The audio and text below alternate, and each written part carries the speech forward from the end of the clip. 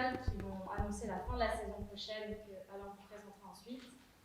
J'annonce Bérénice plus Hamlet du collectif Les Champs Égarés qui aura lieu du 10 mai au 21 mai.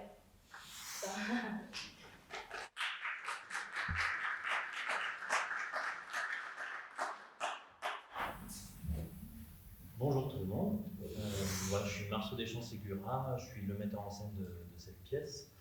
Et voilà, de ces deux pièces d'ailleurs, puisque c'est un diptyque, donc on est hyper heureux d'être de nouveau ici donc à l'Opprimée, puisque ça fait quelques années maintenant qu'on vient un peu tous les ans avec des projets un peu hors normes, étonnants, et qu'on a une confiance pour ça de la part de lui et de l'équipe. Donc on est très heureux.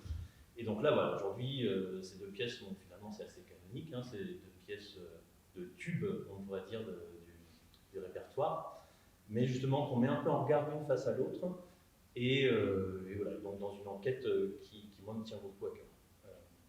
Donc il s'agit de Bérénice de Racine et de Hamlet de Shakespeare. Donc Bérénice, qui est connue pour l'archétype de la pièce classique, connu pour l'archétype de la pièce classique parce qu'il s'y passe rien.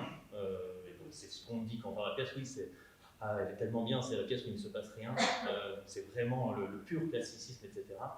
Et Hamlet, voilà, est connu pour être la pièce la plus connue du monde du théâtre, etc. Donc on s'est dit, tiens, ces deux-là vont peut-être à se dire des trucs ensemble, on va voir. Ces deux écritures qui sont très différentes, n'ont à peu près rien à voir, si ce n'est que les deux utilisent le fait d'avoir du vers, de la versification à l'intérieur. Et voilà. Mais ce qu'elles ont en commun, et ça c'est marrant parce que je ne partais pas du principe, c'est qu'elles racontent la même histoire, à la base, dans les grandes lignes. C'est l'histoire d'un jeune homme puissant, un prince, qui perd son père et qui décide, pour le faire survivre un peu, de renoncer à sa vie, à la vie qu'il allait avoir, qu'il allait enfin pouvoir avoir, et de la détruire d'une certaine manière, pour correspondre aux valeurs qui étaient celles de son père. Et alors c'est un sujet qui me touche énormément, je rassure tout le monde, je n'ai pas perdu mon papa, ça arrivera un jour sans doute et tout, mais là il est encore là et c'est même son anniversaire aujourd'hui. Donc je vous souhaite un joyeux anniversaire, Robert Deschamps qui est dans le Jura. Voilà, mais c'est un sujet qui me tient beaucoup à cœur dans cette question du rapport à l'héritage, du rapport au répertoire et donc du rapport aux valeurs que le répertoire véhicule. C'est pour ça que j'amène ces textes de répertoire.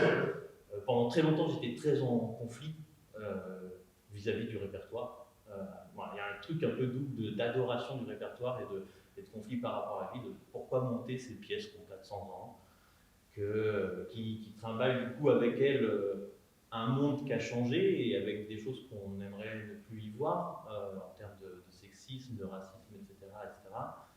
Et en même temps des pièces qui arrivent avec 400 ans d'avoir survécu par leur beauté, survécu par les questions qu'elles posent. Donc voilà, j'amène ces deux pièces-là. En plus, je serai au plateau dans des partitions conséquentes parce que c'est quelque chose qui me tient à cœur justement avec ces pièces-là.